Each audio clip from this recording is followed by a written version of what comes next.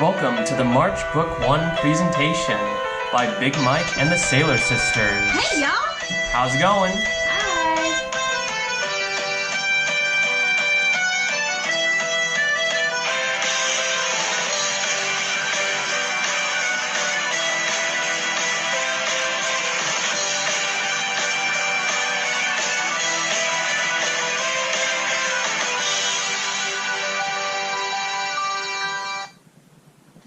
Now let's come to Congressman John Lewis.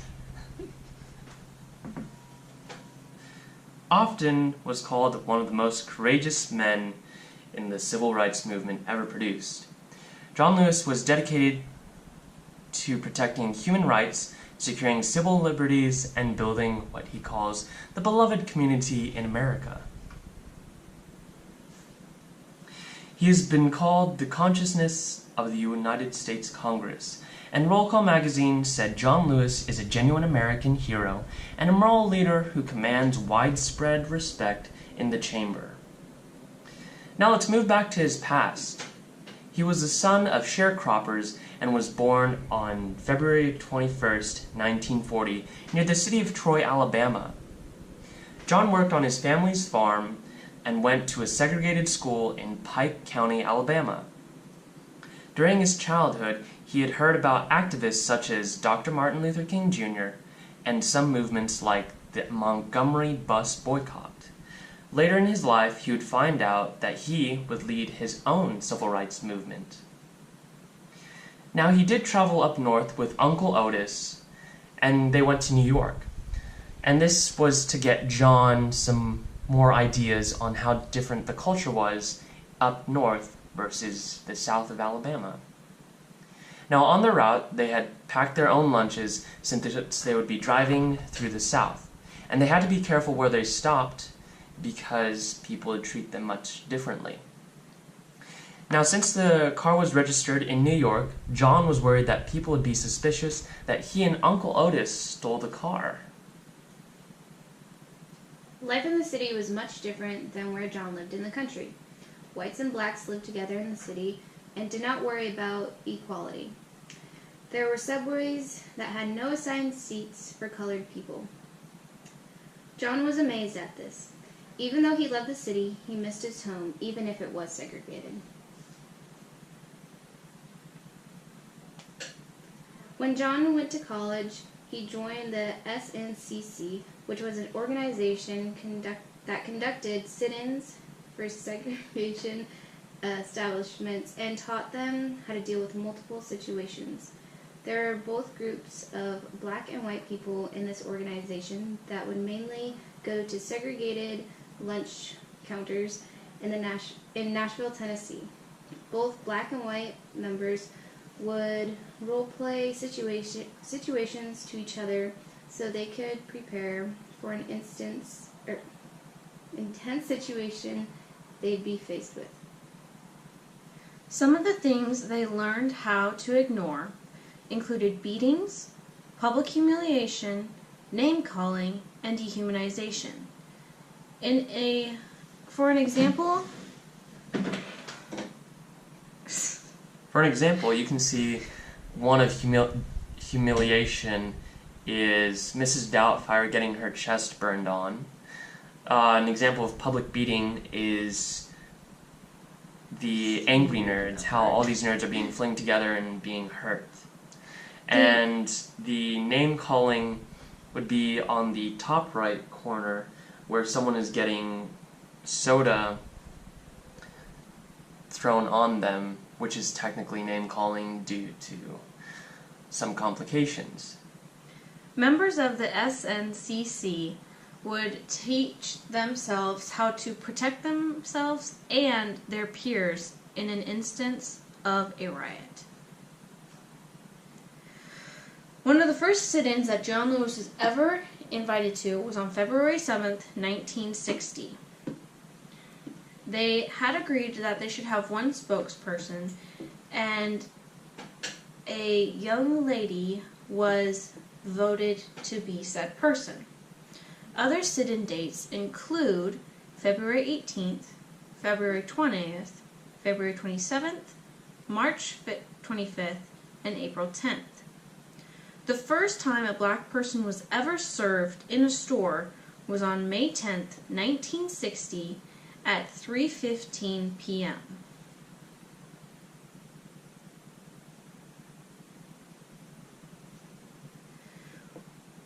The first big arrest during the sit-in movement happened on February 27th, 1960. 82 students were sent to jail during this time, and due to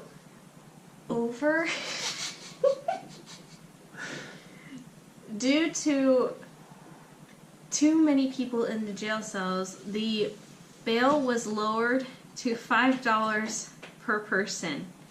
However, by the end of the day, the judge dropped bail completely. John Lewis, on the other hand, has been arrested over 45 times for civil rights reasons. Back in the day, blacks would come into diners, sit down, and ask nicely to be served. Due to white stubbornness from servers and managers, they would put up signs in an attempt to discourage black people from dining. And now here's a video of the 19 civil rights movement.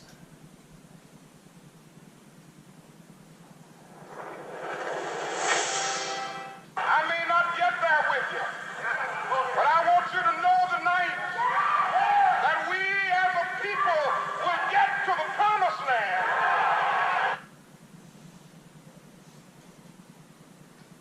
Human progress is neither automatic nor inevitable. Welcome to WatchMojo.com, and today we'll be learning more about the history of the American Civil Rights Movement. The end of the American Civil War in 1865 effectively meant the end of slavery, but African Americans were in for a long struggle before they were finally awarded equal rights. As of 1870, all eligible male citizens were able to vote. However, blacks were discouraged to by violence and eventually legal stipulations. In 1896, the Supreme Court ruled to maintain racial segregation in private businesses in a case called Plessy v. Ferguson. Soon broadened to include schools, many southern states applied this separate but equal mentality to all aspects of life. However, this led to the application of Jim Crow laws, which resulted in blacks being treated as second-class citizens. Segregated schools, public transit, restrooms, water fountains, and more continued well into the 1900s.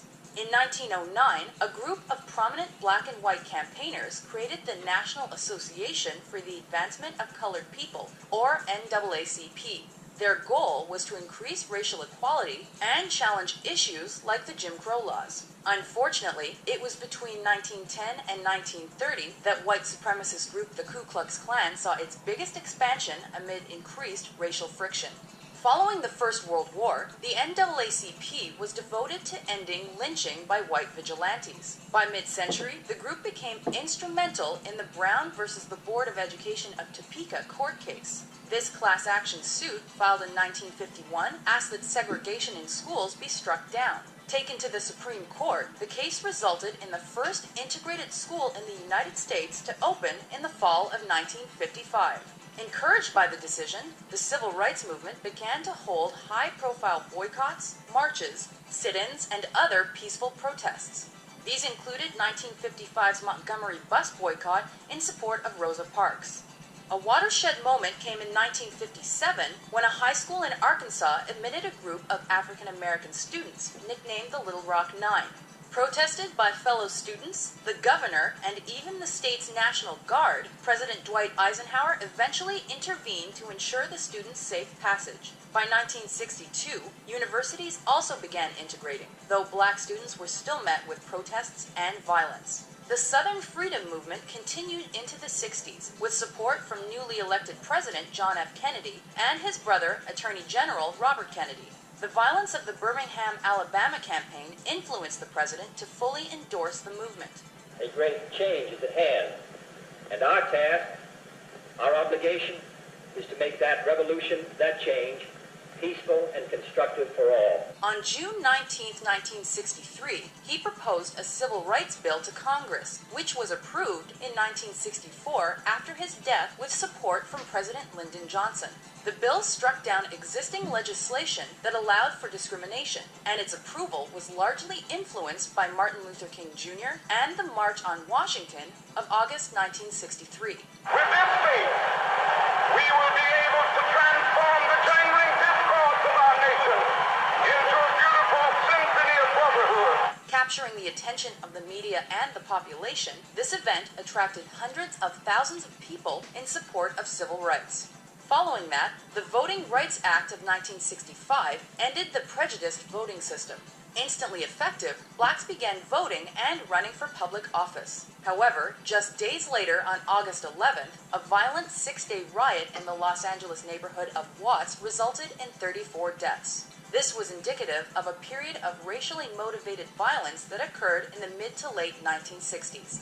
This era also saw the rise of Black Power, led in large part by Stokely Carmichael, in opposition to extremists like the Ku Klux Klan.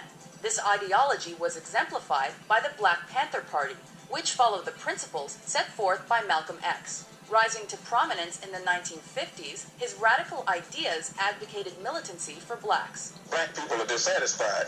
They're dissatisfied not only with the white man, but they're dissatisfied with these Negroes who have been sitting around here posing as leaders and spokesmen for black people and actually making the problem worse instead of making the problem better. He remained an influential and controversial human rights activist until his assassination in 1965. The murders of civil rights leaders continued when Martin Luther King Jr. was killed in April 1968 and Robert Kennedy 2 months later. Despite racial tensions continuing into the 1990s, progress has been measurable.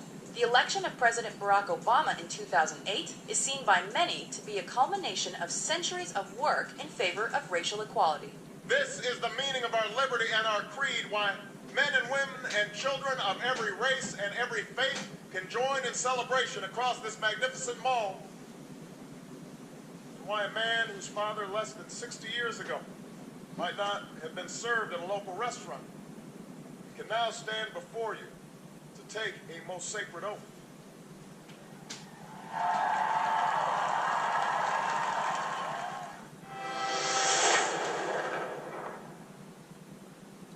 Our next video is on March on Washington, and it's basically an overview of what John Lewis had seen back in the day. We started organizing. We were able to bring more than 250,000 people to March on Washington. And we all had to prepare a speech. I was very young, 23 years old, with all of my hair and a few pounds lighter. I have the pleasure to present to this. When A. Philip Randolph said, I now present to you young John Lewis, the National Chairman of the Student Nonviolent Coordinating Committee. Brother John Lewis. I looked to my right. I saw hundreds and hundreds of young people who had been involved during the early days. Looked straight ahead. I saw this sea of humanity. Then I looked to the left. I saw young black men and young white men up in the trees trying to get a better view. And then I said to myself, but this is it. And I looked straight ahead again. And something said to me, go for it. And I opened my mouth and I started speaking. We march today for jobs and freedom. But we have nothing to be proud of. Hundreds and thousands of our brothers are not here. But they're receiving starvation wages or no wages at all. Those who have said be patient and wait, we must say that we cannot be patient. We do not want our freedom gradually, but we want to be free now.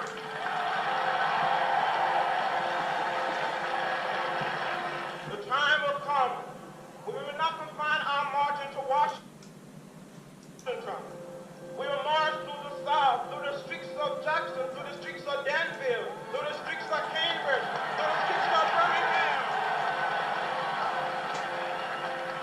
We must say, wake up, America, wake up, for we cannot stop, and we will not and cannot be patient.